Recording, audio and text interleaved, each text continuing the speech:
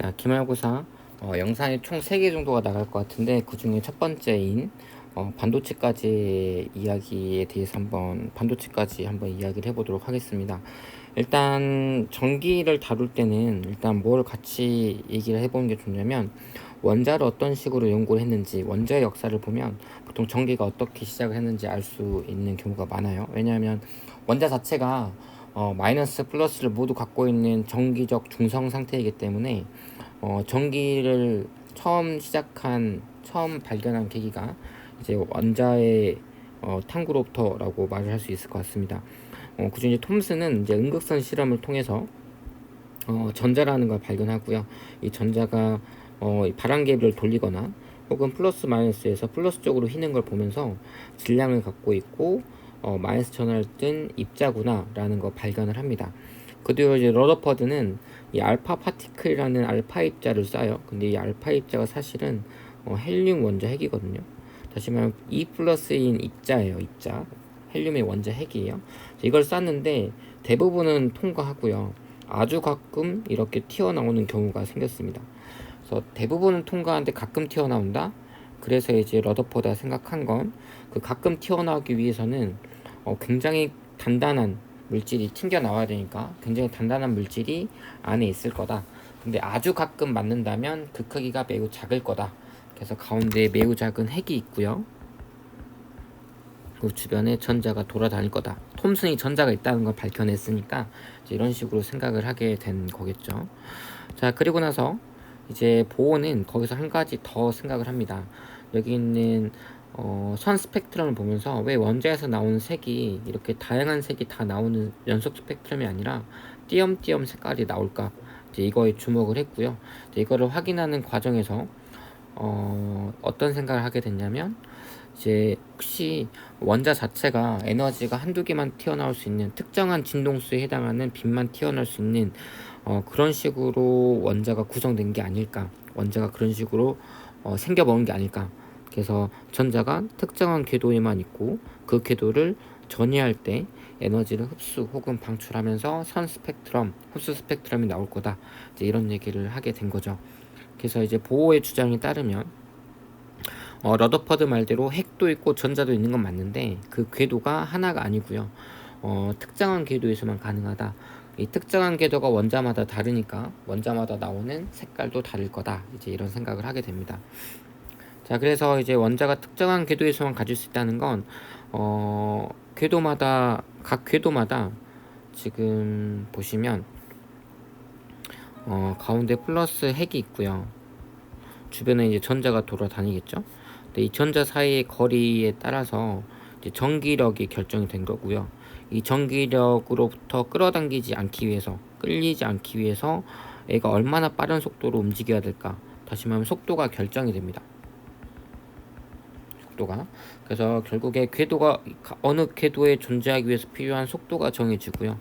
이 속도가 정해졌다는 건 결국 운동 에너지가 결정이 되고 운동 에너지 더하기 어느 특정한 위치에서의 포텐셜 에너지. 그래서 결국에 각 궤도에 존재하는 전자의 총 에너지가 정해지게 됩니다. 그래서 원자에 속한 전자는 특정 에너지 값만을 갖게 됐고요. 그것을 이제 우리는 에너지 준이다. 에너지 레벨. 그래서 에너지 첫 번째 에너지, 뭐 두 번째 에너지, 뭐 세 번째 에너지 이런 식으로 특정한 에너지만 갖게 되고 전자가 바닥 상태였다가 에너지를 흡수해서 이렇게 올라갈 수도 있고요. 이렇게 떨어질 수도 있다. 이제 이런 얘기 했던 것 같습니다. 그래서 이제 이거를 이제 모든 에너지가 가능한 게 아니라 1번, 2번, 3번 이렇게만 가능하고 그 사이는 에너지가 존재할 수 없으니까 에너지가 띄엄띄엄 있다. 에너지가 양자화 되어 있다. 이렇게 얘기할 거고요. 이제 학습지에는 표현을 안 했지만 이제 이게 1번으로 떨어지는 애들, 2번으로 떨어지는 애들, 3번으로 떨어지는 애들, 얘네들을 그룹을 지어서 구분을 해놨어요. 이렇게 세 가지로 라이먼, 발머, 파센기어 이렇게 구분을 해놨고요. 이렇게 세 개로 구분할 수 있었던 이유는 실제로 계산을 해보면 에너지 제일 지금 이쪽 두 번째 그룹 n이 2로 떨어지는 그룹 중에 에너지가 제일 큰 거는 무한대에서 2로 떨어진 거겠죠. 그리고 첫 번째로 떨어진 그룹 중에서 가장 제일 작은 거는 2에서 1로 떨어진 걸 거예요. 얘가 제일 에너지가 작겠고, 무한대에서 이렇게 내려오는 게 제일 에너지가 클 겁니다. 이걸 계산해 보면 무한대에서가 플러스 0이고 n이 2일 때가 마이너스 3.4니까 그때 튀어나온 에너지가 3.4일 거예요. 근데 2에서 1로 튀어나오는 건 에너지가 플러스 10이에요. 다시 말하면 여기서 제일 작은 놈이 여기서 제일 작은 거, 그리고 여기서 제일 큰 거, 이렇게 두 개만 비교해봐도 여기서 제일 작은 게 더 크다는 거죠. 그래서 이쪽이 에너지가 제일 큰 집단, 그 중간짜리 제일 작은 집단, 물론 4로 떨어지는 애는 더 작겠죠. 그래서 이렇게 그룹을 나눠서 이쪽이 라이먼 계열이고요. 라이먼 계열은 대체로 다 자외선 계열입니다. 이제 발머 계열이 가시광선이고, 이제 팔신 계열이 적외선 계열이다. 이렇게 생각해 주시면 되겠습니다. 실제로 약간 여담이지만 실제는 가시광선이 가장 눈에 잘 띄었겠죠. 눈에 보이니까. 그래서 가시광선이 제일 먼저 발견이 됐고요. 발머라는 사람에 의해서 발견이 됐고요. 그래서 여기를 발머 계열이라고 부르고, 이 이론에 따르면 가시광선보다 더 큰 애도 있겠다 싶어서 생각한 게 라이먼 계열, 그리고 팔생 계열이 순차적으로 발견이 됩니다. 자, 이렇게 해서 왜 원자는 선 스펙트럼 구조를 띠는지 이걸 에너지 준위를 통해서 한번 생각을 해보시면 좋을 것 같고요. 이제 보호 원자 모형, 여기 다 전자라는 단어가 들어가는 게 좋을 것 같고, 이제 이 사이에 전기력, 힘, 이제 전기력, 힘은 꼭 기억을 해주세요. 물론 식은 나중에 시험에는 써 있겠지만 아마 물리를 꾸준히 공부한다면 외우기 싫어도 자연스럽게 외워지는 그런 식일 거긴 합니다. 가장 기본적인 식이라서. 중력과도 식이 굉장히 비슷하고요. 거리 제곱에 반비례하고 두 전하량의 곱에 비례한다 라고 생각해 주시면 됩니다. 그래서 여기서는 크게 어려운 거 없을 것 같으니까 한번 보시고 궁금하면 찾아오면 좋을 것 같고요. 여기 있는 2번 문제도 보시면 아까 앞서 이론에서 설명했던 이거는 톰슨의 N극선 실험이었고요. 여기는 이제 러더퍼드의 헬륨핵 원자핵 실험이었던 것 같습니다. 그래서 헬륨 원자핵을 쏴서 여기 있는 핵에 부딪히면 튕겨 나오고, 그게 아니면 거의 그냥 투과하고 나가버리는 이런 형태의 실험을 했었죠. 그래서 B에 부딪히면 큰 각도로 꺾여 나간다 라는 건 결국 B가 굉장히 무거운 아이구나, 이게 원자 핵이겠다. 예, 금박지로 했으니까 실제 금의 원자 핵은 굉장히, 금은 원소분호가 크잖아요. 그래서 원자 핵도 굉장히 큽니다. 그리고 여기는 플러스로 휘어진 걸로 봐서 전자가 마이너스를 띈다 라고 얘기할 수 있고요. 그래서 이제 여기서 차례대로 쭉 얘기를 하면, 지금 B 같은 경우에 알파 입자가 플러스 입자인데 B를 맞고 튕겨 나갔다는 건 B도 플러스겠구나, 이게 굉장히 타당한 논리니까 A는 마이너스, B는 플러스, 이렇게 얘기할 수 있고요. 지금 대부분은 다 이렇게 투과해서 튀어나오거든요. 아주 가끔만 이렇게 튕겨 나가니까 B는 굉장히 작을 거다. 그래서 B가 대부분을 차지하지 않는다 라고 얘기하면 좋겠습니다. 8번 보시면 이쪽이 파장이 크고 이쪽이 파장이 작아요. 파장이 크다는 건 진동수가 작다는 의미고요. 진동수가 작다는 건 에너지가 작다는 의미. 그리고 파장이 작다는 건 진동수가 크고요. 진동수가 크면 광장계당 에너지가 크다라고 말할 수 있습니다. 그래서 한번 기억에 해당하는 빛, 기억은 이제 에너지가 작은 이쪽이네요. A에서 전이한 전자는 에너지는 빛을 방출했다는 건 결국에 어떤 의미냐면, 에너지 준위로 말하면 전자가 높은 에너지 상태를 갖고 있는 전자가 내려오면서 그때 빛을 방출하는 거니까 전자 에너지는 감소한다가 맞은 표현이겠죠. A는 니은에 해당하는 빛을 흡수할 수 있다. A는 니은에 해당하는 선이 하나도 없으니까 흡수할 수 없고요. 광자 한 개의 에너지는 기억에 해당하는 빛이 니은에 해당하는 빛보다 크다. 광자 에너지는 이쪽 라인이, 그러니까 이쪽 700 라인이 에너지가 작고 이쪽 라인이 에너지가 크니까 기억의 니은보다 크다. 이건 옳은 표현이겠네요. 자, 됐고 11번 문제도 간단히 살펴보면, 이제 n이 2로 전이할 때 방출되는 빛 중에서 가장 길다. 그러면 가장 길다는 건 파장이 가장 크다는 건 진동수가 제일 작다는 거고, 진동수가 작다는 건 에너지가 작다라는 의미니까 결국 3에서 2로 떨어지는 게 디귿이다 라고 말할 수 있겠네요. 그래서 얘가 A, 얘가 B, 얘가 C 이렇게 되겠습니다. 이렇게 방법만, 이렇게 이제 빛만 찾으면 나머지는 그렇게 어렵지 않게 할 수 있을 것 같아요. 기억이 C다 맞고요. B에서 방출되는 광자 한계는 0.85다. B. 이거는 이 에너지 차이만큼 나오는 거니까 마이너스 0.85 빼기 마이너스 0.34겠죠? 이게 0.85 같진 않아요. 계산해보면. 니은에 해당하는 빛의 진동수는 디귿보다 진동수가 2배다. 진동수가 2배라는 건 에너지가 2배라는 거죠. 에너지 계산해보면 되잖아요. 니은에 해당하는 건 B니까 이 차이 이거랑 디귿에 해당하는 건 A니까 이거 차이가 2배는 아닐걸요? 계산해보면 이것도 아닌 것 같습니다. 맞는 거는 기억 하나 이렇게 할 수 있을 것 같고요. 그래서 결국 에너지 준이라는 건 이 원자의 궤도랑 관련이 있다 이렇게 생각을 해주시면 됩니다. 그래서 여기가 바닥 상태, 그리고 이게 n이 2인 상태, 3, 4 이렇게 쭉쭉쭉 올라간다. 그래서 굉장히 많이 올라가면 결국 핵으로부터 탈출하는 시기가 올 거예요. 그래서 그걸 이제 무한대라고 봤을 때 이걸 넘어가면, 그래서 에너지를 굉장히 많이 주면 결국 그 전자는 핵으로부터 탈출합니다. 이걸 화학에서는 이제 이온화 에너지 이렇게 부르기도 해요. 왜냐면 화학 입장에서는 전자가 붙어 오거나 전자가 나가면 얘가 플러스 이온이 되잖아요. 그걸 이제 이온화 에너지라고 부르니까 화학에서는 그걸 이온화 에너지라고 부르기도 할 것 같아요. 이제 쭉 내려오시면 이제 에너지 준위가 낮고 높고, 그래서 에너지를 흡수해서 높은 에너지 준위로 올라간다. 에너지를 방출해서 에너지가 낮은 상태로 내려온다. 이런 얘기 앞에서 계속 했었고요. 그리고 에너지 차이를 크게 하면 할수록, 다시 말하면 여기서 이렇게 에너지 내려오는 것보다는 더 높은 곳에서 이렇게 에너지가 내려올 때 에너지가 더 클 거니까 이때는 작은 에너지, 이때는 큰 에너지에 해당하는 빛이 나온다. 그래서 빨간색이 에너지가 작고요. 그리고 이쪽 보라색 쪽이 에너지가 크다라고 생각해 주시면 되겠습니다. 여기는 이제 정리한 건데요. 잠깐 보시면 뭐 반지름 같은 경우에 이제 이런 식으로 얘기를 할 수 있다는 거예요. 첫 번째 반지름이 R1이라고 한다면 두 번째 반지름은 n 제곱이 필요하기 때문에 4R1에 해당하는 반지름을 갖고요. 그 길이가, 이 길이가. 그리고 세 번째는 9R1. 아직 그리진 않았지만 만약에 네 번째는 16원이 되겠죠. 이 거리가 16R1에 해당하는 거리가 될 겁니다.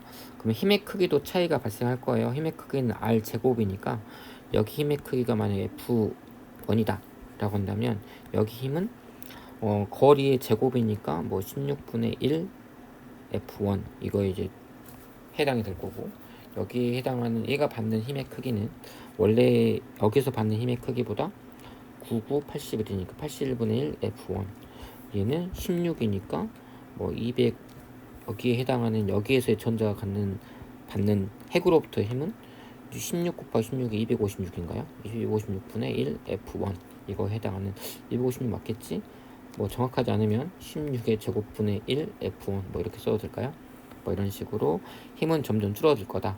힘은 줄어들 거니까 속도도 줄어들 거고, 개입 대신에 뭐 포텐셜은 증가할 거고, 그에 따라서 에너지 준위가 결정이 된다. 이런 식으로 이렇게 에너지가 준위가 결정이 된다라는 겁니다. 이제 아까 했던 얘기인데 원자 속 전자가 받는 힘이에요. 전기력 받고요. 그 크기는 이렇게 결정이 된다라는 겁니다. 문제 잠깐 보시면 이제 힘 얘기도 이제 수능에서는 조금 다루긴 하는데요.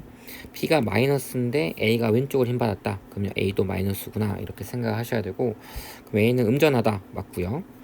B의 작용하는 전기력 방향은 플러스다. 서로 밀어낼 거니까 B는 오른쪽으로 움직일 거다 얘기할 수 있을 거고요. 지금 A가 받는 힘이 F예요. 근데 이 F가 뭐냐면 결국에 이 거리가 R이라고 했을 때 R 제곱분의 K 그리고 QA QB일 거니까 얘가 받는 힘도 K R 제곱분의 QB QA. 그래서 둘은 같다. 서로 작용 반작용이기도 하니까 두 힘의 크기가 다를 이유가 따로 없을 것 같습니다. 자, 8번 보시면 보호의 수소 원자 모형이고요.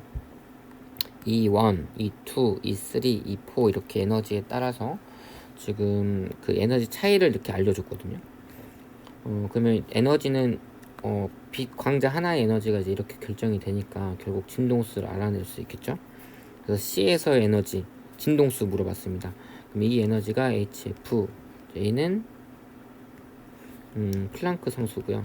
플랑크 상수고 얘는 진동수니까 계산해주면 이렇게 간단하게 말할 수 있을 거고요. 그래서 기억은 맞는 거 되겠네요. 요 방출하는 빛의 파장은 B가 A의 4배다. 파장은 진동수랑 반대예요. 역수라고 하는 게 더 좋을까요? 이유는 빛의 속도는 C로 일정하니까 진동수가 크면 파장은 작습니다. 이런 관계가 있으니까요. 그러면 B랑 A의 일단 진동수를 볼까요? B는 5 그리고 A는 20. 그러니까 에너지가 4배 차이 나죠. 그럼 진동수가 4배 더 커요. 그러니까 A가 더 진동수는 4배가 더 크니까 A가 B보다 진동수가 4배 더 크다는 건 파장은 4분의 1배로 작다라는 거죠. 그러니까 B가 A보다 4배다. 이것도 맞는 말 되겠네요. E2랑 E1의 차이. 지금 이게 E2 빼기 E1이면 지금 이거를 나타내는 거죠. 이게 얼마냐라는 물어본 건데 지금 A가 2 제로고 얘가 5, 2 제로니까 여기가 4, 2 제로 될 것 같고요. 그러면 20에서 4 빼면 여기가 16. 그러니까 또 맞는 말 되겠네요. 5번까지. 자 봅시다.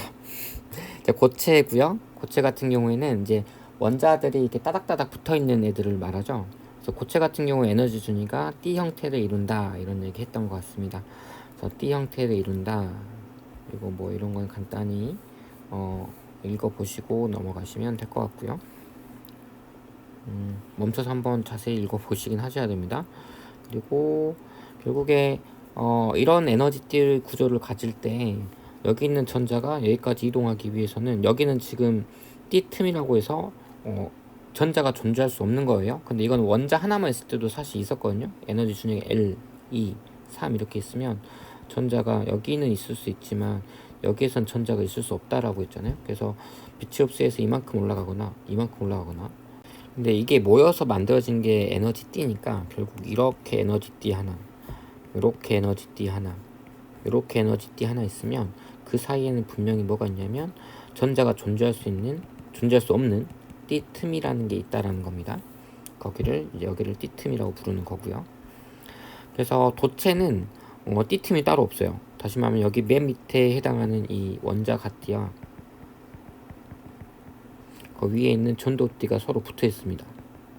이렇게 붙어 있다 보니까 아주 쉽게 올라갈 수 있고 반도체나 부도체는 그게 힘들다는 거죠. 그래서 올라가기 위해서는 여기에 해당하는 에너지를 흡수해야만 올라갈 수 있다. 보통 부도체는 이 간격이 좀 크고요. 반도체는 좀 작습니다. 그래서 물론 얘가 아예 못 올라가는 건 아니고 진짜 이 이상의 에너지만 얻으면 올라갈 수 있어요. 근데 이거를 빛으로 받을 수도 있고 열 에너지로 받을 수도 있다 라는 차이는 있습니다. 차이가 아니라 그럴 수 있다라는 거죠. 빛으로도 올라갈 수 있고 열 에너지로도 올라갈 수 있고 전기 에너지로 올라갈 수도 있고 아무튼 어떤 에너지를 주면 그 에너지를 받고 전자가 올라갈 수 있다라는 겁니다. 그래서 올라가고 나면 이렇게 슝 올라가서 여기 얘는 이제 전도띠에 해당되니까 얘는 이제 자유전자가 되는 몸이죠. 그래서 이제 전기 전도성이 좋아지게 하는 역할을 하고요. 밑에 양공도 생기면 좋습니다. 왜냐하면 옆에 있는 여기 있는 전자 이렇게 올라올 수 있는 길을 만들어 준 거니까 결국에 양공이 많아지거나 자유전자가 많아지면 전기 전도도가 좋아진다라고 보시면 돼요. 아까 얘기했지만 올라갈 때 열을 받아도 올라가요. 그래서 부도체나 반도체 같은 경우에 열 에너지만 흡수해서도 자유전자나 여기에 양공이 많아질 수 있어서 결국 온도가 올라가면 저항이 작아지는 효과가 발생한다. 결국 전자가 여기서 이렇게 올라갈 때 열 에너지를 흡수해서 올라갔기 때문이다. 이렇게 얘기할 수도 있겠네요. 이제 반도체를 조금 심도 있게 다루자면 반도체는 부도체보다 훨씬 더 쓸모가 많습니다. 물론 그 절연 효과 때문에 전기가 흐르지 않기 위해서 절연체를 사용하는 곳도 많은데요. 근데 반도체 같은 경우에는 일종의 도핑을 통해서 전기 전도들을 굉장히 많이 조절할 수 있습니다. 그렇기 때문에 이제 반도체를 많이 사용하는 거고요. 크게 두 가지 방식으로 도핑을 해요. 이제 반도체가 쉽게 말하면 14족 원소인데 13족이나 15족 원소를 이렇게 중간중간 몇 개씩 넣어주면서 양공을 좀 많이 만들어내거나 혹은 자유전자를 많이 만들어내면서 이제 전기 전도를 높이는 조절하는 효과를 발생합니다. 이건 좀 잘 봐줬으면 좋겠고요. 그러니까 순수 반도체가 이제 이렇게 원자가 띠가 있고 위에 전도띠가 있는데, 이제 P형 반도체, N형 반도체 각각 불순물을 추가했을 때 어디에 에너지 준위가 새로 생기면서, 그러니까 지금 P형 반도체 같은 경우에는 지금 이게 P형 원소, 그러니까 P형 원소가 이제 13족 원소죠. 13족 원소 위에서 새로운 에너지 준위가 여기 만들어지고, 다시 말하면 얘랑 얘는 다 14족 원소의 에너지띠예요. 얘네 둘은 14족 거. 근데 13족 혹은 15족에 의해서 새로운 에너지띠가 만들어지고요. 거기에 이제 P형 반도체 그 14족 원소에 있던 이 전자들이 이렇게 올라가면서 여기가 이제 양공이 되겠죠. 그래서 양공이 점점 많아지는 효과가 발생. 그래서 전기 전도도가 좋아지고요. N형 반도체 같은 경우에는 여기 위에 이렇게 에너지띠가 만들어집니다. 그래서 15족 원소 같은 경우는 15족에 있던 여기 전자들이 이렇게 올라가면서 여기 이제 전자가 올라가게 되고, 그러면 여기는 이제 자유전자가 되면서 전기 전도도가 좋아지는 이제 그런 효과가 발생을 하겠죠. 그래서 그런 얘기 한번 얘기했었고요. 수업 시간에 잠깐 언급한 건데 13족, 15족을 도평해서 만든 P형 N형 반도체도 결국에 중성 주소에다가 중성 원자를 넣었으니까 모두 다 중성입니다. 중성 더하기 중성이니까. 자, 그런데 이 중성 더하기 중성에다가 두 개를 이제 딱 이제 그냥 물리적으로 붙여버리면 이쪽에는 P형은 양공이 많고요. 그리고 이제 N형은 전자가 많으니까 일종의 확산이 일어나요. 그러면서 한쪽은 이쪽이 상대적으로 원래 둘 다 중성인데 전자가 이쪽으로 넘어왔으니까 이쪽이 전기적으로 마이너스, 이쪽이 전기적으로 플러스를 띠는 형태가 됩니다. 그러다 보니까 이렇게 에너지 차이가 조금 발생을 하게 돼요. 그래서 이렇게 에너지 차이가 발생을 했는데, 그리고 나서 건전지를 어떻게 연결하느냐에 따라서 이제 전자가 계속 흐를 수 있는 상황. 여기가 마이너스니까 여기 자유전자가 많다고 했잖아요. 그래서 마이너스가 있으면 자유전자를 계속 이렇게 밀어내 주고요. 플러스니까 양공을 계속 이렇게 밀어주는 효과가 발생해서 가운데서 전자와 양공이 만나는. 그래서 높은 에너지에 해당하는 전자가, 자유전자가 낮은 에너지에 해당하는 양공으로 이렇게 결합하면서 그때 에너지가 방출하고요.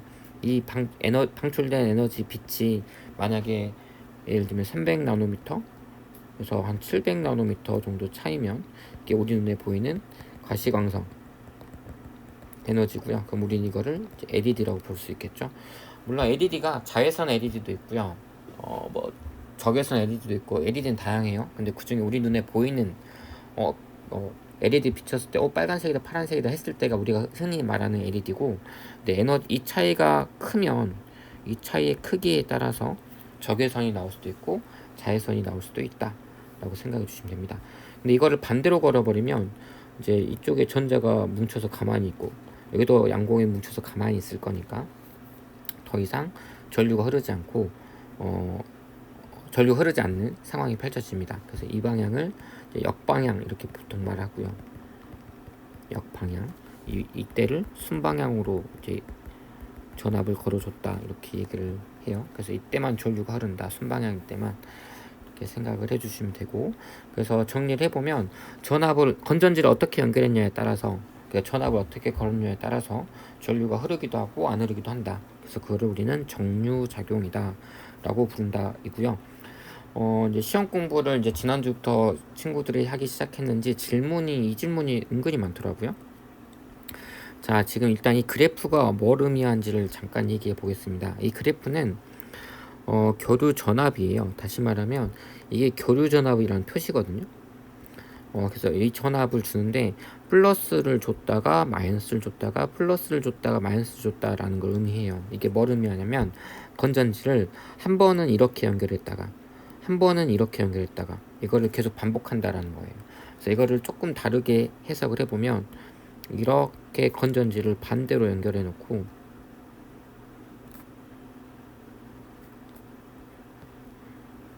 이렇게 다이오드를 이렇게 연결해 놓고요.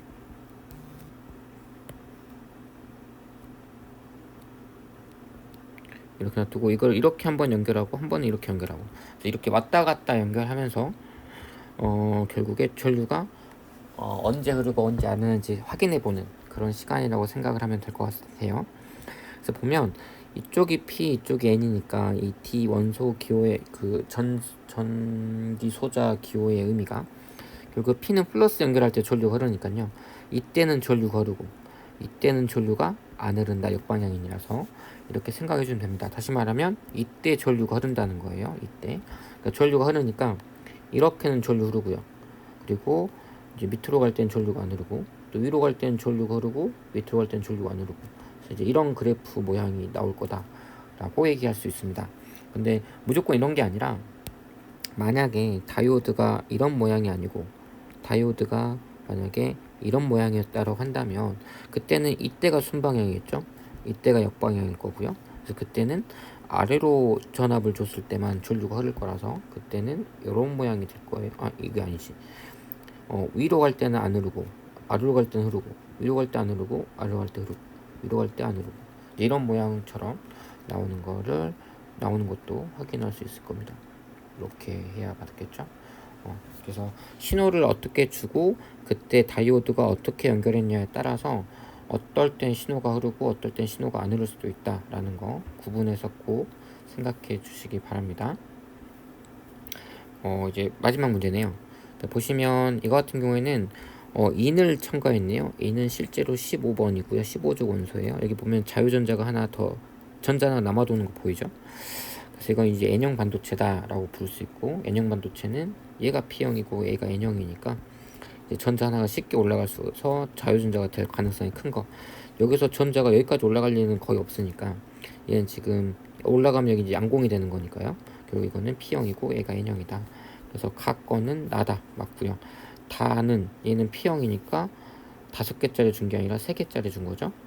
나와 다의 에너지 구조를 가진 반도체를 접합해서 다시 말하면 A가 N형, A가 P형 둘이 접합해서 정류작용 다시 말하면 다이오드 만들 수 있다 라는 거니까 디귿 맞겠네요. 맞는 거 기억 디귿 하시면 될 것 같고 네, 20번 문제 마지막 문제입니다. 자, 보시면 다이오드 이렇게 연결했고요. 2분의 1T일 때 순방향이래요. 그러면 순방향이라는 건 전류가 흘렀다라는 의미죠.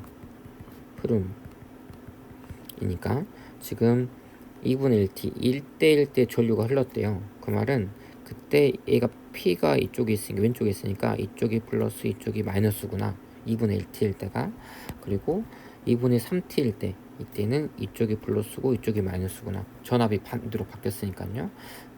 결국에 지금 이 초록색일 때만 전류가 흐르는 거니까 이때 흐를 수 있고 또 똑같은 방식인 이때도 흐를 수 있겠네요. 이때는 역방향이니까 전류가 안 흐를 거고요. 결국 2번으로 가는 게 옳은 표현인 것 같습니다. 여기까지 했고요. 물론 다이오드 방향이 반대라면 또 상황이 바뀔 수도 있어요. 그런 거 구분해서 공부해 보시기 바랍니다.